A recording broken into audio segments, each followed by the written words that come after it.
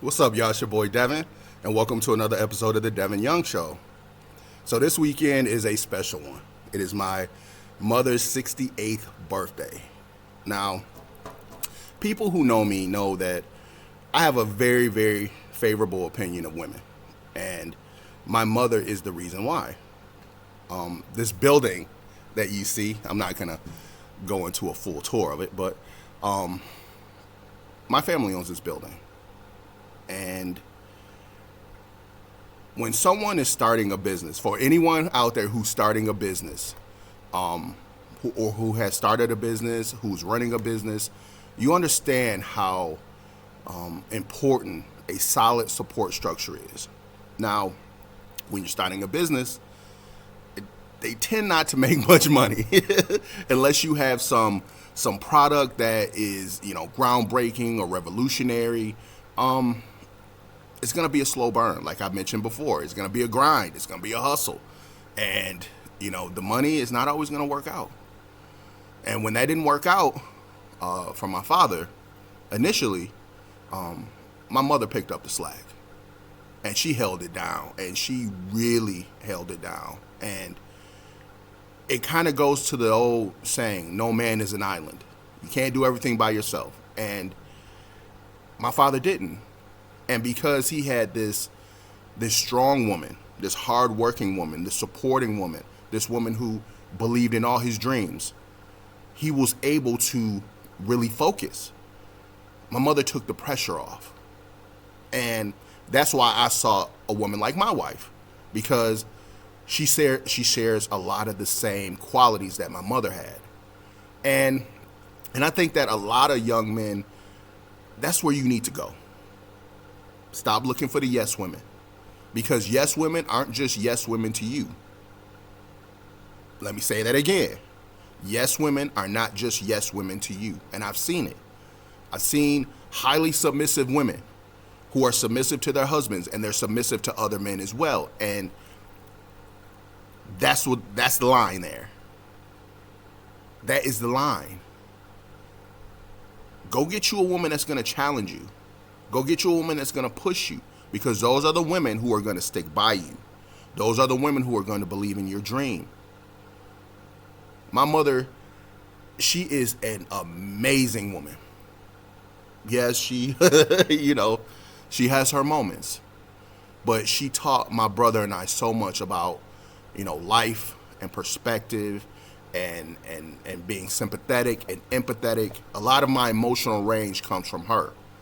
And like I said, it's not like, my mother coddled us. It's not like she babied us.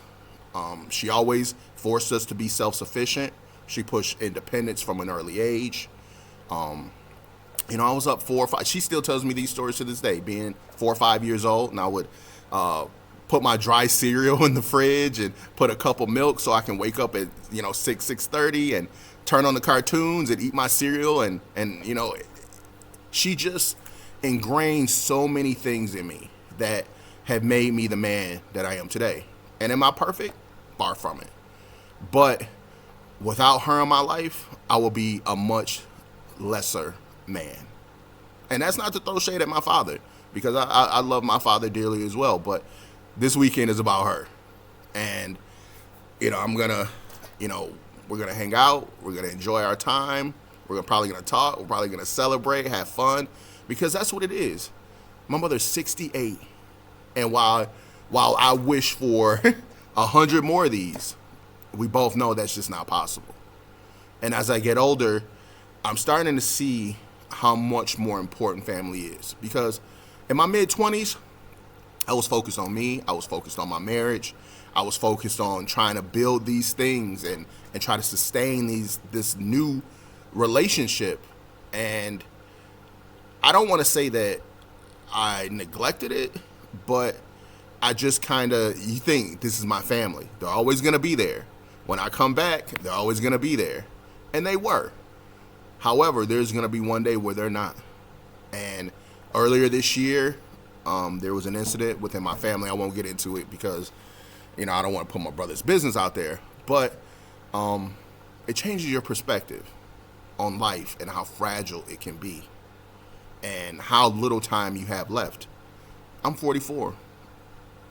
I'm past middle age. You know, my mother, she's 68. My father, she's 69. My brother, he's 37. The time just flew by, man. And, you know, it's times where I sit and, you know, an event will come up and it'll be an event, you know, 20 years ago, 25 years ago. And that's just crazy to say. For me, 25 years ago, but you see it and you feel it and you smell it and you're right back there and you're wondering where the time went. So, you know, spend time with your loved ones. Tell your family that you love them. Hug them, because you never know, man. Excuse me, I got something in my eye. There we go. But yeah, man, my mother, she's a great woman. She's a fantastic person. And, you know, none of us are perfect. And the crazy thing is that with age comes perspective. With age comes wisdom. And as kids, we can be hard on our parents. We can be, you know, unrelenting, unyielding, unforgiving. And, you know, there are parents out there who are horrible. There are. I'm not gonna, you know, try to minimize anyone's experiences, but for a lot of us, our parents weren't that bad. Our parents were just, they were growing with us. They were changing with us. When I was born, my parents were 25. 25. Now, I put myself at 25 and where I was and what I was thinking and what I was doing and, you know, the confusion and, you know, where do I go? What do I do? You know, they were going through the same things. And because we didn't understand, we penalized them for it. We stopped talking to them. We rebelled. And the whole time, they just wanted the best for us. They just wanted us to be safe. When our parents looked at us and they said, don't hang out with those kids. And we're like, nah, we hanging out with them anyway. They were trying to warn us. My father used to say, you know, don't hang with him. He reminds me of somebody that I know or that I knew. He'd be like, man, what you talking about, man? You don't know this kid. But he did. He saw him. See, people ain't that much different, man. We are not that much different. The patterns of human behavior and the recognition of it, it's undefeated. It is undefeated. So, you know, we were hard on them, man. And I wish that, you know, I wish things could have been different.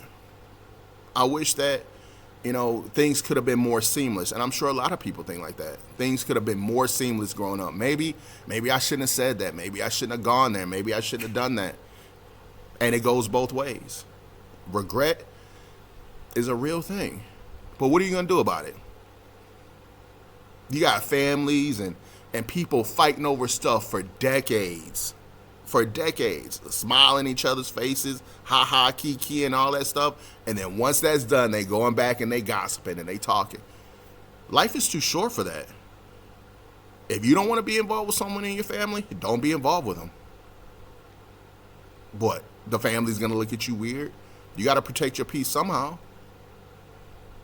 So if there's some bridge that you can cross, now, like I said before, there are some bridges that simply, they can't be mended. But if they can be mended, do so. Because the leading cause of death is birth.